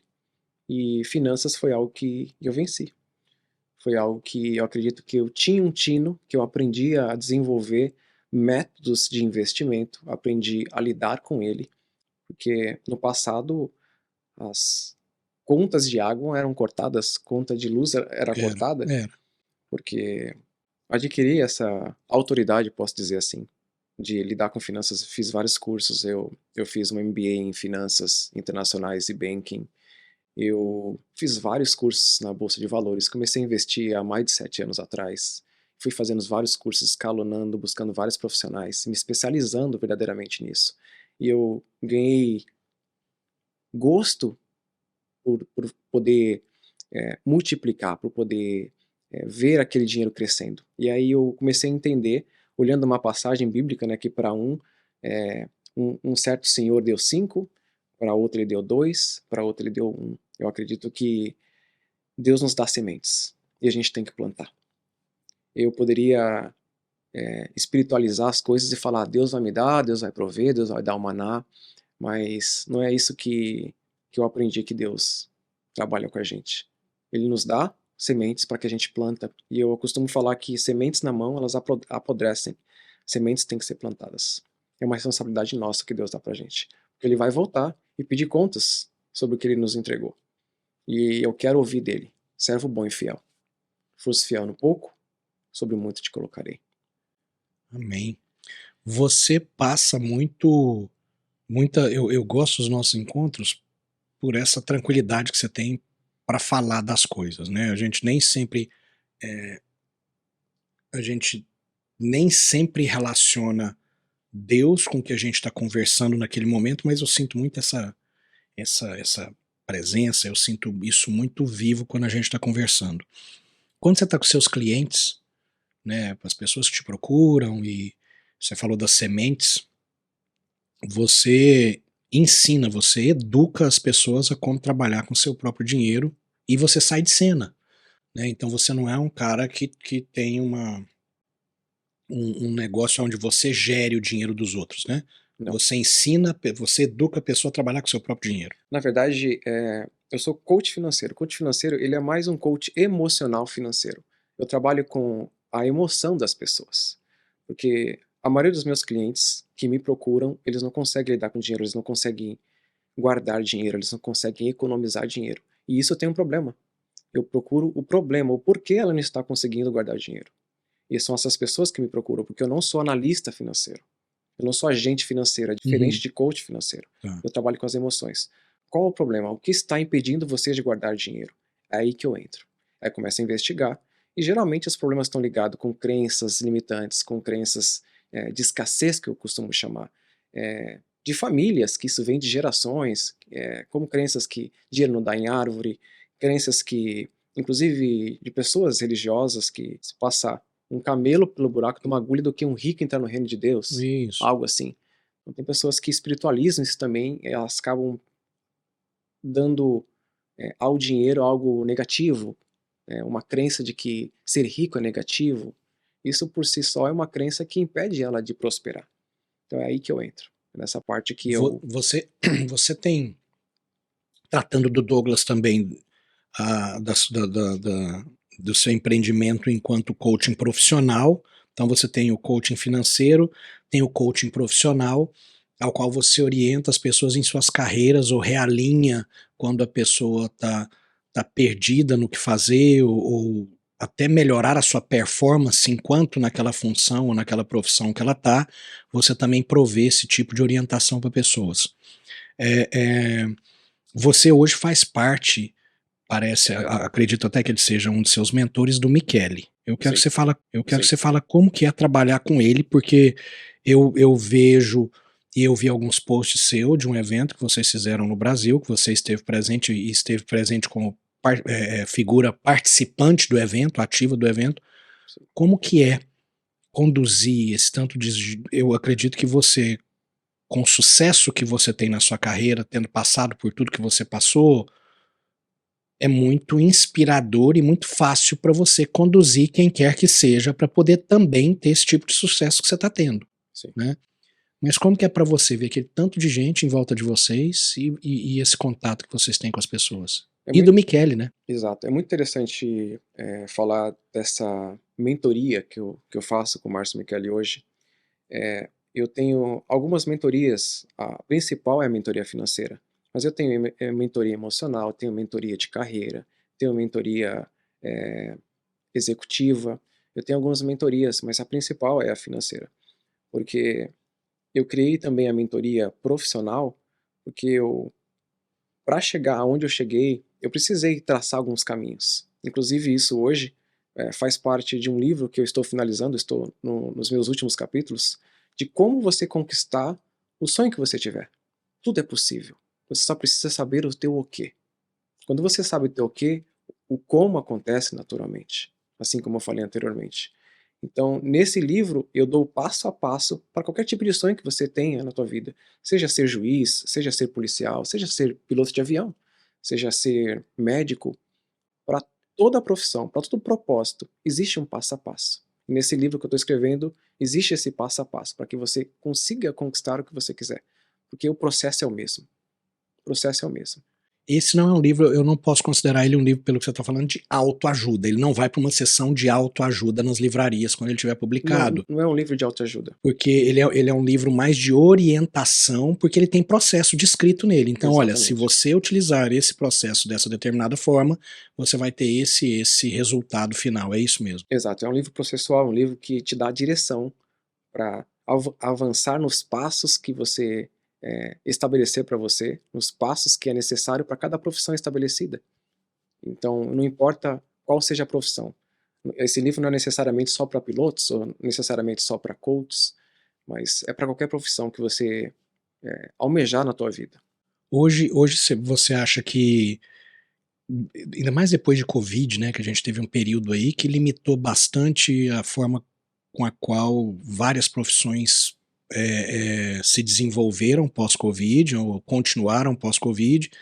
Muitas funções foram mudadas, né, dentro das empresas, e você trata muita gente, ou o seu público, quem te procura, eu vejo testemunhos também no seu Instagram das pessoas que te procuram, seus clientes. Você vê mais um aspecto, vamos dizer assim, doente, mais como uma doença que a pessoa carrega e não sabe, em termos de o que me trava na minha performance profissional, que não me deixa continuar, que não faz o meu negócio prosperar, que não faz a minha pizzaria vender 10.000 pizzas por mês ao invés de vender 50, não é? E eu falo da pizza justamente porque eu vi um cliente seu que é dono de uma pizzaria, eu vi o testemunho dele, achei Sim. fantástico, né? E você acha que é mais um processo de doença da própria pessoa, ou é simplesmente falta de orientação, falta de ter alguém que guie? Na verdade, existe várias possibilidades. A mais comum são crenças que a pessoa carrega com ela, que acabam impedindo ela de avançar, acabam impedindo ela de ter ideias, acabam impedindo ela, inclusive, de seguir processos, porque ela acredita que aquilo não é para ela. Essa é umas afirmações mais comuns. Isso não é para mim, fulano é mais inteligente do que eu não vou ser nada na vida, eu não vou conseguir ir além disso. A própria crença dela impede ela de seguir um processo, de copiar um processo, de modelar um processo. Então, a crença é muito maior, o emocional dela é muito maior, bloqueador do que seguir um processo. Você hoje trata, então você trata primeiro o emocional da pessoa e as crenças que ela traz com ela, uma bagagem que a pessoa traz consigo mesmo, e depois disso você vai então para de repente uma performance, você vai entregar a ferramenta na mão da pessoa, olha, Exato, Agora você porque não adianta você também entregar para a pessoa o método, mas emocionalmente, se a pessoa não estiver preparada, como que ela vai aplicar esse método e fazer com que ele prevaleça? Pode aplicar na primeira semana, na segunda, mas logo desiste. Logo seria isso mesmo. exato. Devido às nossas crenças nas quais nós somos criados, nas quais nós somos fundamentados pela nossa criação, nós visualizamos, por exemplo, existem 2 formas de eu procurar uma profissão, de eu realizar uma tarefa. Uma é por aptidão e outra forma é por influência. São 2 formas de eu realizar uma tarefa, um trabalho, um emprego. Aptidão ou influência? Ou aptidão ou influência. Influência geralmente, nós absorvemos, por exemplo, quando o pai é médico, quando o pai é piloto, nós crescemos absorvendo e estando inserido nessa atmosfera. Então, isso de uma certa forma passa a ser para aquela pessoa, para aquela criança ou adolescente, um modelo para ele. Ah, eu quero, meu pai é médico, eu quero ser médico quando eu crescer. Mas isso não tem a ver com aptidão. Não necessariamente aquela pessoa tem aptidão para realizar aquela tarefa. Então, quando ela faz uma tarefa por influência, para ela é muito mais pesada. Para ela, ela está aberta a uma proposta. Eu vejo muitas pessoas hoje trabalhando comigo que qualquer proposta maior do que a empresa oferece, ela está migrando. Você não acha que isso é um problema geracional? Eu comento disso nos cursos. Porque se você pegar a nossa geração X, que nós somos, a gente vem, e os boomers antes da gente, muito mais do que nós, mas nós viemos com uma certa crença de que eu vou entrar nessa empresa, eu vou me aposentar nela. Não interessa o que aconteça. Aqui eu vou me aposentar nela. Eu escutei meu pai falando isso, né? Ah, em algum determinado momento a geração muda, essas gerações mais novas agora, geração Z principalmente, millennials, enfim, para eles qualquer 10 reais modifica o pensamento dele de que não, esse lugar é bom para mim, eu tenho como crescer aqui, não, eu vou crescer na outra que está me oferecendo 10 reais a mais. Não tem esse impacto também? Você não vê isso? Eu já não acho que seja geracional. Eu ia chegar, né, nessa questão, mas eu acho que é falta de se conhecer. É aí que eu entro, porque eu busco qual é a aptidão da pessoa.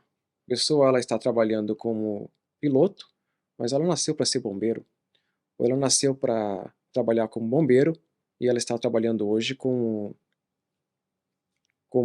piloto ou como qualquer outra profissão. Qual a aptidão que essa pessoa tem? Porque quando você tem aptidão, tudo aquilo que você faz torna leve, você Mais natural, né? é mais natural, você faz com prazer, você se engaja no trabalho e você não vê a hora passar. É leve. Quando você faz por influência, você está apenas em busca de uma proposta.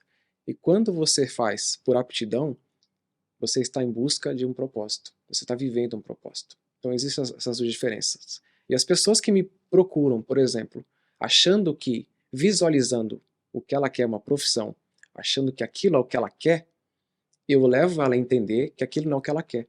Aquilo é o que ela foi levada a querer. Mas o que ela merece está muito além daquilo.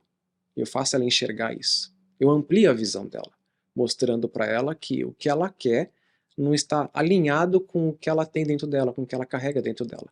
Aí entra as aptidões dela, que a aptidão nasce em você. O teu propósito termina nas pessoas. É aí que entra o meu trabalho. Aptidão e propósito. Propósito é o que eu entrego para as pessoas. Aptidão é o que eu tenho. A aptidão faz bem para mim. O meu propósito faz bem para as pessoas. E como eu cumpro meu propósito? Através da minha aptidão, usando as minhas habilidades, usando as minhas forças, usando as minhas qualidades e cumprindo uma missão. Através da missão, a missão é o como, o propósito é o porquê eu faço o que eu faço. E a aptidão, a habilidade, é o quê. Do Não falei Márcio, ainda. do Márcio É, Michele, do Márcio. Como que é trabalhar com o Márcio? Porque o Márcio é uma referência inegável, né? sim, Do que acontece hoje, principalmente lá no Brasil, né? exato. Trabalhar com o Márcio é extraordinário, ter conhecido ele pessoalmente. Eu fiz alguns cursos preparatórios quando eu comecei, né, nesse mundo do coach. Eu fui impactado inclusive inicialmente pelo pastor Thiago Brunet. Foi ele que, essa habilidade de levar as pessoas a realizarem o que elas queriam, de dar direção para elas para realizar o sonho delas. Eu sempre tive essa habilidade. E quando eu conheci, na época, o pastor Thiago Brunet, ele tinha acabado de chegar dos Estados Unidos, né, com essa proposta de poder ajudar as pessoas, mas com um método, com uma metodologia. O que eu fazia era de forma empírica, mas ele me trouxe uma metodologia e eu vi muito sentido naquilo, e aí eu comecei a ser mentoreado por ele. Fiquei mentoreado por ele por um ano. Depois disso eu decidi que eu deveria fazer um curso, fiz um curso, fiz vários cursos de coach na época, para poder adquirir a maior quantidade de ferramentas possíveis para poder ajudar as pessoas com uma metodologia, não só de uma forma empírica. E aí quando eu vi o propósito do Márcio, o projeto dele de ajudar as pessoas, mas não mais naquele coach profissional onde eu trabalho do presente para o futuro, ele trabalha do passado para o futuro. Eu achei esse fantástico, porque o coach tradicional, você parte do presente e visualiza o objetivo desejado da pessoa. E o Márcio não, ele primeiro trata o passado, ele trata as crenças, remove todas as barreiras, tudo que impede as pessoas de visualizarem o que elas merecem. Porque quando eu estou no presente e eu não resolvo o meu passado, as minhas crenças, os meus traumas, os meus medos, o que eu visualizo é algo que eu quero, mas não que eu mereço. Agora, quando eu trato o meu passado, quando eu removo as minhas dores, os meus traumas, as minhas feridas, eu consigo visualizar aquilo que eu mereço. Eu achei esse processo, eu achei esse projeto fantástico e eu me conectei com ele, comecei a ir atrás dele, fui em alguns eventos com ele e, e aí então eu comecei a fazer parte, né, do trabalho junto com ele, sendo staff dele, conhecendo ele muito mais de perto e vendo que aquilo que ele entrega, aquilo que ele transforma a vida das pessoas é exatamente aquilo que ele carrega. E um dia Deus falou para ele, Deus disse para ele que ele iria transformar a vida das pessoas, que ele iria carregar multidões, transformar multidões através de um projeto que Deus colocaria no coração dele. E hoje ele está vivendo isso. E eu tenho orgulho, tenho a honra de poder fazer parte hoje desse projeto junto com ele. E caminharmos juntos, ele para mim é uma das figuras uma das mentes mais brilhantes que eu conheço no mundo do coach. Que bacana. Você, como eu te falei, nós estamos com 2 horas de pod aí, por mim eu não paro. Mas você então falou do passado, vamos voltar no passado. Você deixa a linha, você jogou a linha e eu vou morder nela, não tem jeito, pegou. Você veio de um pai, então, que de repente com as convicções, e nós não estamos aqui julgando o que é certo e o que é errado, nós estamos falando de um pai que tinha as convicções dele por experiências vividas por ele, como a gente falou, que trazia, né, dentro dele, Exatamente. verdades que ele trazia de uma outra geração também, e passando para um filho, falando, olha meu filho, vai fazer outra coisa, esse negócio de piloto não dá certo, você precisa ter um emprego numa repartição pública, você precisa garantir assim, assim, assado, assim como seus irmãos seguiram e você também seguiu, acabou se tornando policial depois de um tempo, como você falou. Hoje, você falando disso, não tem como eu não perguntar para você o que você falaria para Eloá, sua filha, se ela falasse, papai, eu quero ser piloto de avião. Quem entraria em ação? O passado do Douglas ou o Douglas do presente para aconselhar Eloá? Hoje, se minha filha falasse para mim, pai, eu quero ser palhaço. Pai, eu quero ser carregadora de lixo. Pai, eu quero, não desmerecendo nada disso, mas pai, eu quero ser comissária, eu quero trabalhar na cozinha. Eu falaria, filho, é isso que você quer? Você pode fazer o que você quiser. Eu incentivaria a minha filha, porque nós como crianças, nós temos dentro de nós infinitas possibilidades. Nós temos a essência de Deus quando nós somos crianças. Nós queremos tudo. Os nossos filhos nos pedem tudo. E eu nunca vou falar para minha filha depois que eu aprendi, é claro que eu fui submetido a um processo para entender isso hoje. Eu nunca vou falar para minha filha, não filha, você não vai ser lixeiro, você não vai ser policial, você não vai ser frentista de imposto de gasolina. Que a gente escutava muito, né? Vai fazer alguma coisa que te dá dinheiro. Te dá dinheiro. Não, filha. Filha, se você escolher ser policial, você vai ser a melhor policial. Se você escolher ser palhaço, você vai ser a melhor palhaço, vai abrir o teu circo. Se você escolher ser piloto, você vai ser a melhor profissional. Você vai estudar e você vai chegar lá, porque os nossos sonhos, quando crianças, eles se transformam, eles se modificam. Hoje ela quer ser piloto, amanhã ela quer ser médica, no outro dia ela quer ser veterinária, e eu vou sempre alimentar. Filha, você vai ser o que você quiser, para que essa possibilidade nunca se extingue nela como se extinguiu em mim, ou se adormeça nela como se adormeceu em mim. Inclusive, existia uma pesquisa de 2 empresários bem-sucedidos nos Estados Unidos. Inclusive, eu estava conversando sobre essa pesquisa com os colegas hoje. Uma pesquisa de que, dos 0 aos 17 anos, os filhos, nós crianças, recebemos dos nossos pais 250 mil nãos. Não, você não consegue. 250 mil nãos. Essa pesquisa foi realizada pela faculdade de Yale, nos Estados Unidos. Por 2 empresários, inclusive está num livro que se chama The Answer, a resposta. Está nesse livro essa pesquisa. Muito interessante. 250 mil nãos até os 17 anos. Ou seja, das pessoas mais próximas da sua vida, que são seus pais. Exatamente. Das pessoas nas quais nós temos intimidade. Não, você não consegue. Só que os pais, eles param por aí. Por exemplo, eu percebi que as condições onde os pais falaram isso para as crianças, por exemplo, o filho queria apanhar algum objeto, por exemplo, num local onde ele não alcançava. E o pai falava, filho, não faça isso, mas querendo o quê? Proteger o filho. Você vai se machucar, você não consegue. Mas o pai não continuou, você não consegue, porque ainda você é pequeno.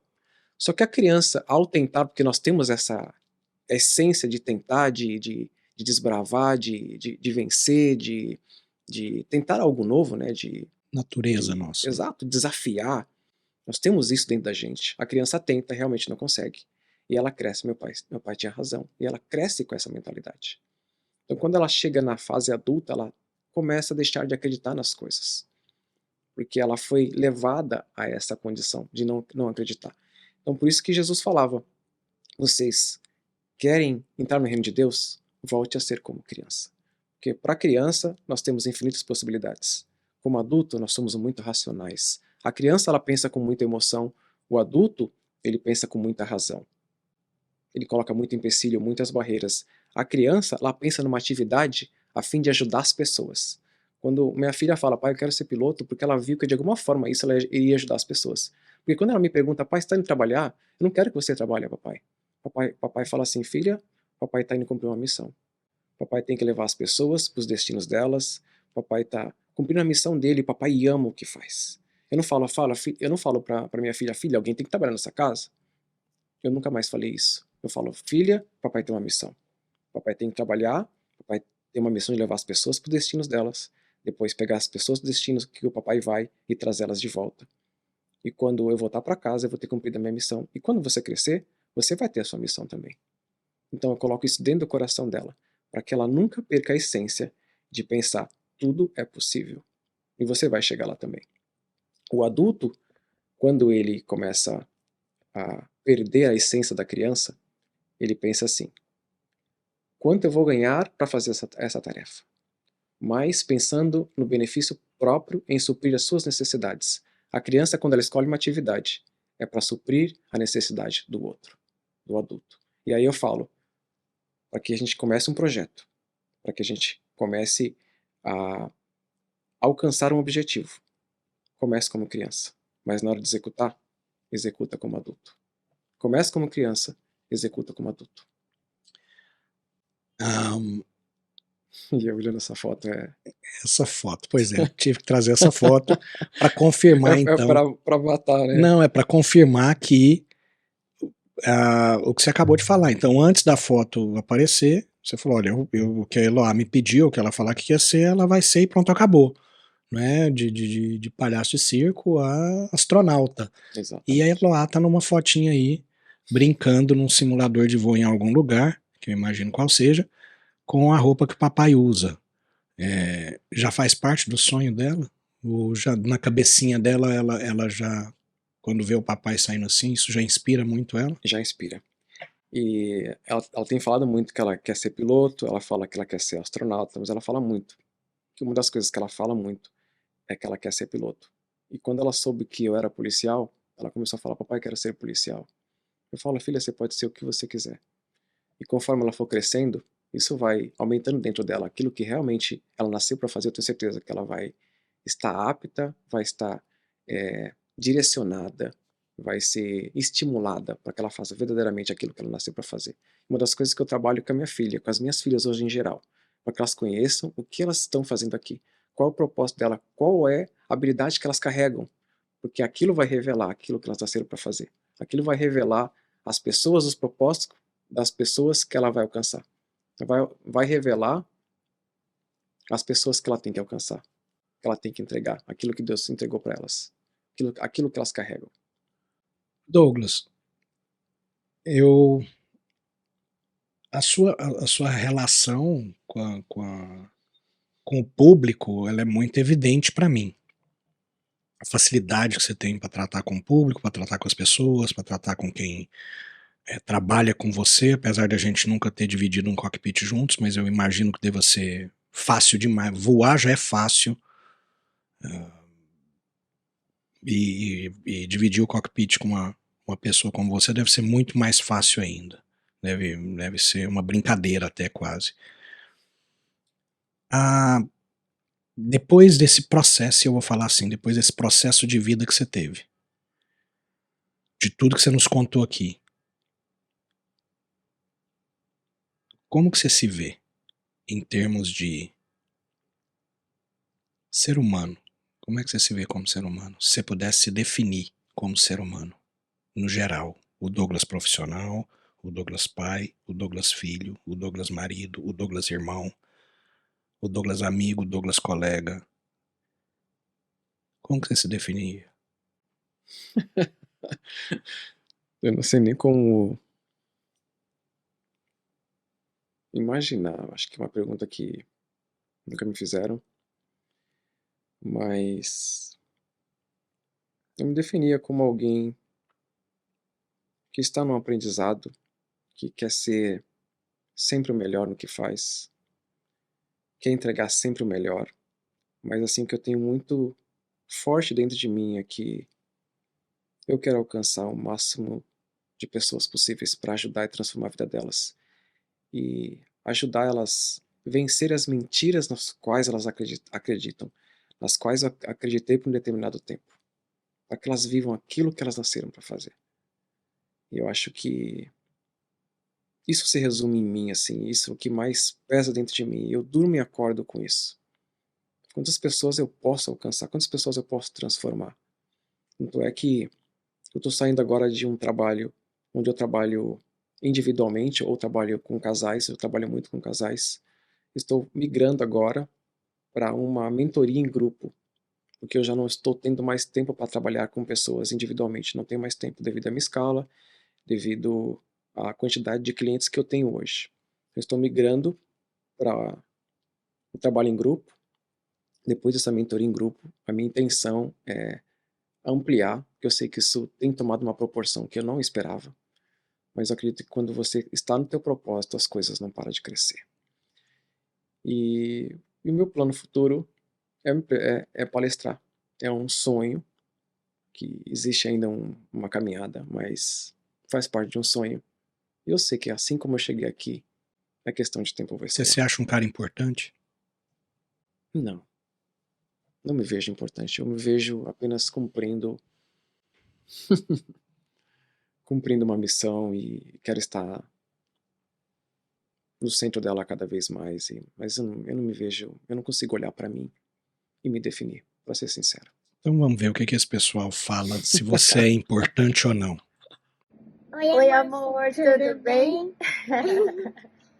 A gente está aqui que a gente te ama e também você é o melhor pai do mundo. Você definitivamente é o melhor que Deus poderia nos dar. E nós somos muito, muito, muito gratas a Ele. E estamos muito felizes porque tu é o melhor do mundo e a gente tem o melhor só para nós. Papai, eu te amo, você é o melhor pai do mundo. A gente está aqui para dizer que a gente te ama, que a gente tem muito orgulho de quem tu és e do grande profissional que tu é, do grande pai, marido. Obrigada por cuidar de nós, por estar sempre do nosso lado. E mesmo quando tu tá distante nesses voos e nessa escala maluca, tu mesmo assim consegue se fazer presente, tá sempre com a gente, sempre do nosso lado, sempre nos apoiando, cuidando, zelando pela nossa família. Obrigada, meu amor, e que venha aí muitos e muitos anos e ainda mais realizações juntos e que a gente esteja sempre unidos. Um beijo, te amo. Tchau, papai. Tchau, meu amor. Isso aqui é batalha. Beleza, tá aí. Eu acho que esse é a maior explicação, né, a maior resposta de que se o Douglas é importante ou não. Às vezes a gente imagina, sabe, Douglas, que nós não somos importantes, mas a gente pode não ter a importância devida talvez pra gente, né, pra nós mesmos, porque eu costumo até falar nos cursos, né, eu falo assim, é tão fácil você falar de qualidades, tão difícil você falar de defeitos que você mesmo tem, e muito mais difícil ainda você se definir. E por isso que eu faço essa pergunta para as pessoas, sabe, quando vem aqui, como que você se definiria? E por a gente ter essa dificuldade, a gente precisa procurar à nossa volta uma referência para realinhar a gente quem realmente nós somos. Eu acho que não tem referência melhor para realinhar a gente em quem realmente nós somos do que a nossa própria família, né? Do que as pessoas que estão mais próximas, que convivem com a gente, desculpe, que convivem com a gente o tempo todo, que conseguem ver as várias faces de quem nós somos. Nós conseguimos facilmente esconder para um amigo. Nós mostramos, na verdade, para todo mundo o que a gente quer que as pessoas vejam, o que elas querem, o que a gente quer que elas vejam, e não quem realmente nós somos. Mas a família não, porque tem dia que o Douglas ele é 3 pessoas diferentes, na tristeza, na alegria, na preocupação, na ansiedade, né? E tá aí, essa é uma maneira que a FCT encontrou, que a gente encontra de mexer um pouco com não a emoção, mas a realidade, né? De Muito quem obrigado. nós somos, tá, Douglas? Eu queria, mais uma vez, te agradecer por ter vindo aqui, por ter dispensado esse tempo pra gente. Eu sei que você é muito ocupado quando você não tá voando, né? E ainda mais com a pequenininha aí também. A família pra gente, quando a gente não tá em voo, é uma coisa que é a nossa prioridade, né?